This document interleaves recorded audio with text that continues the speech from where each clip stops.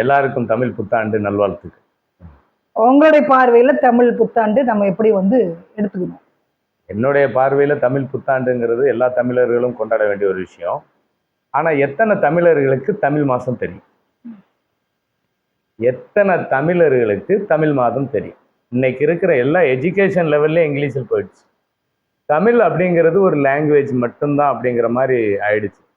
இப்போ ஜாதகம் அப்படின்னா ஒரு வாழ்க்கையை தீர்மானிக்கக்கூடியது தமிழ் மாதம்தான். ஏன்னா ஒரு மேஷம் அப்படின்னா சூரியன் உச்சம், சித்திரை மாதம். சூரியன் அடுத்த மாதம் அடுத்த கட்டத்துக்கு நகர்ந்துருவார். சூரியனுடைய நகர்வை பின்படுத்தி ஒவ்வொரு மாதத்தையும் கணித்து பருவ காலங்களையும் தீர்மானித்து இந்த சூரியனுடைய நகர்வும் ஒவ்வொருடைய கிரக சேர்க்கையும் சேரும்போது இந்த பூமியில பிரபஞ்சத்துல என்ன நிகழும், எந்த கிரக சேர்க்கையில என்ன நடக்கும், மக்களினுடைய வாழ்வாதாரத்துல இந்த குழந்தையினுடைய அத்தியாயம் எப்படி இருக்கும் அப்படின்னு தீர்மானிக்கிறது தமிழ் மாதம். அப்பேற்பட்ட தமிழ் மாதம் சித்திரை, வைகாசி, ஆனி, ஆடி, ஆவணி, புரட்டாசி, ஐப்பசி, கார்த்திகை, மார்கழி, தை, மாசி, பங்குனி. இதுல இங்கிலீஷ் மாசம் அப்படின்னு சொல்லி திருக்கணிதம்னு ஒண்ணு கொண்டு வந்துட்டாங்க. தமிழ் மாதம்னா வாக்கியம். தமிழ் இலக்கியங்கள், சங்க இலக்கியங்கள், உங்களுக்கு கல்வெட்டுகள், ஓலைச்சுவடிகள் அத்தனையும் சித்தர் பெருமக்கள் உருவாக்கியது, அத்தனையும் தூய தமிழ். இன்னைக்கு நார்மல் தமிழே தெரியல. தூய தமிழ்ல நீங்க வெண்பாலாம் பாடணும்னா கஷ்டம். திருக்குறளுக்கு விளக்கம் அப்படின்னா திருக்குறளை படிச்சு ஒப்பிக்கிறதே கஷ்டம். அதுக்கு பொருள் விளக்கம் இன்னும் தெரியாது. தமிழ் மெல்ல மெல்ல சாகுது, மனித இனம் மெல்ல மெல்ல சாகுது. இவ்வளவுதான் கதை. தமிழ் இனம், தமிழ் மொழி அழிய அழிய மனித இனம் கூண்டோடு அழியும். ஏன்னா தமிழ்ங்கிறது இயற்கையின் அங்கம். இயற்கையை மையப்படுத்தி உருவாக்கிய ஒரு மொழி. தமிழ்னாலே உங்களுக்கு இயற்கை தான். நீங்க சொல்றீங்களே அறிவியல், அந்த அறிவியலினுடைய மேம்பாடே தமிழ் தான்.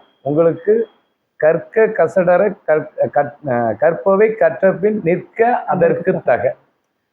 எதையுமே பொருள் அறிந்து அதனுடைய விளக்கத்தை கரெக்டா நம்ம உணர்ந்தா மட்டும்தான் நம்ம செய்கின்ற செயலோ ஒரு உணர்கின்ற பொருளோ, நம்ம எந்த செயலை எடுத்தாலும் அதனுடைய மெய்ப்பொருள் தெரியும் நமக்கு.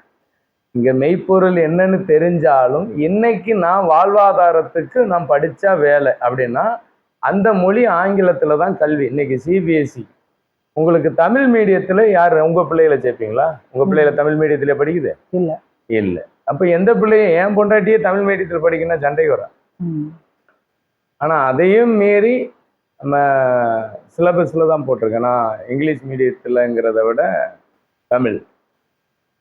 கவர்மெண்ட் அல்லாது இந்த கவர்மெண்ட் சம்பந்தப்பட்டதுல தான் போட்டிருக்கேன். அதாவது சொல்லுவாங்கல்ல மெட்ரிகுலேஷன்ல உதவி பெறும் அரசு உதவி, அந்த மாதிரி இதுல போட்டிருக்கேன். ஏன்னா தமிழ் அழிஞ்சிடக்கூடாது. நம்ம தமிழ்னு பேசிட்டு நம்ம ஒரு தப்பு பண்ணக்கூடாதுங்கிறத விட கல்வி அறிவுங்கிறத விட கேள்வி அறிவை நம்புற வேண்டாம்.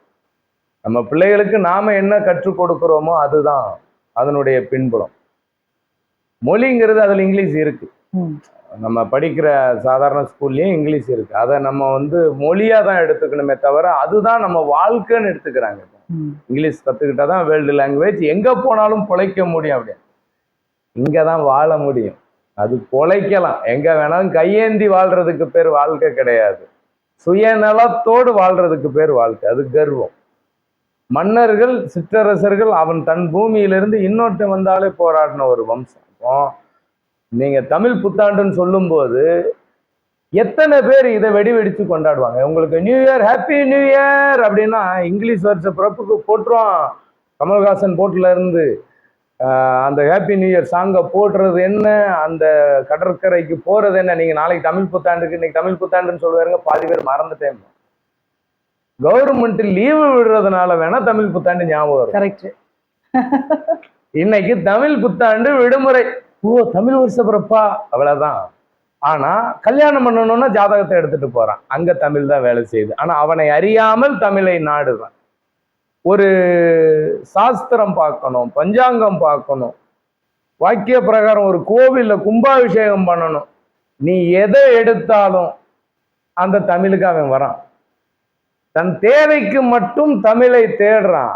ஆனா இவர்களின் தேவைக்காக தமிழை தப்பா பயன்படுத்துற கூட்டம் இன்னைக்கு. ஏன்னா நீ எதுக்காக வந்தியோ உன்னை 4 வார்த்தை புகழ்ந்து பேசுனா அவனுடைய வயிறு நிறையும், உன் மனசு நிறையும். அது நடக்கிறது நடந்துட்டு போயிடும். நிறைய பேர் ஜாதகத்து மேல நம்பிக்கை வர்றதுக்கு காரணம் இது ஒண்ணு. அதே மாதிரி தமிழ் மொழி அப்படின்னு சொன்னாலே உங்களுக்கு நிறைய பேருக்கு தமிழ் மாசம் தெரியல. என்னை பொறுத்த வரைக்கும் தமிழ் புத்தாண்டு வாழ்த்துக்கள் அனைவருக்கும். தமிழை தயவு செய்து மாதத்தை கத்துக்குங்க. அதே மாதிரி தமிழ் மாதத்துக்கு ஒவ்வொரு நாளைக்கு என்னங்கிறத கத்துக்குங்க. உங்க குழந்தையினுடைய தமிழ் பிறந்த தேதி என்னன்னு தெரிஞ்சுக்குங்க. அந்த தமிழ் தேதிக்கு தான் உங்க பிறந்த குழந்தைக்கு உண்டான வேலை கரெக்டா அது செய்யும். அதே மாதிரி ஒரு தமிழ் வருஷ பிறப்புல உங்களுக்கு குழந்தைக்கு நீங்க கொண்டாடுறீங்கன்னா அடுத்த வருஷ பிறப்பு வரும்போது இங்கிலீஷ் தேதி மாறும். ஆமா, ஒரு குறிப்பிட்ட வருஷத்துக்கு அப்புறம் தான் 2 தேதியும் ஒண்ணா வரும். எனக்கு பல வருஷத்துக்கு அப்புறம் இந்த வருஷம் ஒண்ணா வந்தது. நான் பிறந்த நாளே மாறும். ஆனா தமிழ் வருட பிறப்பை நீங்க ஃபாலோ பண்ணா மட்டும்தான் அட்லீஸ்ட் தமிழ் கொஞ்சமாவது வாழும். தமிழ் ஆளுதோ இல்லையோ வாழ விடுங்கன்னு சொல்றேன். எப்படி? தமிழை மெல்ல மெல்ல சாகடிச்சிடாதீங்க. தமிழுங்கிறது நம் அன்னை மாதிரி. தாயை கொன்று மகன் ஒருபோதும் நல்லா வாழ போறது கிடையாது. கண்ணில்லாம குருடனா அலைகிறத விட தமிழுங்கிற ஒரு அறிவு கண் அப்படிங்கிற தமிழ், அந்த தமிழை நம்ம கண்ணு மாதிரி பாதுகாக்க தவறுனோம்னா கண்ணில் தூசி விழுந்த மாதிரி உறுத்தும். அப்புறம் இருள், வாழ்க்கையில இருள் சூடும். முடிஞ்ச வரைக்கும் நீங்க யாரும் தமிழை வளர்க்க வேண்டாம், பாதுகாக்க வேண்டாம். உங்களுக்கு உண்டானதை மறக்காம இருங்க. அது போதும் தமிழ் புத்தாண்டுடைய சிறப்புகள். மற்ற தமிழ் புத்தாண்டோட கிரக பயிற்சியெல்லாம் அப்புறம் அடுத்த பதிவில்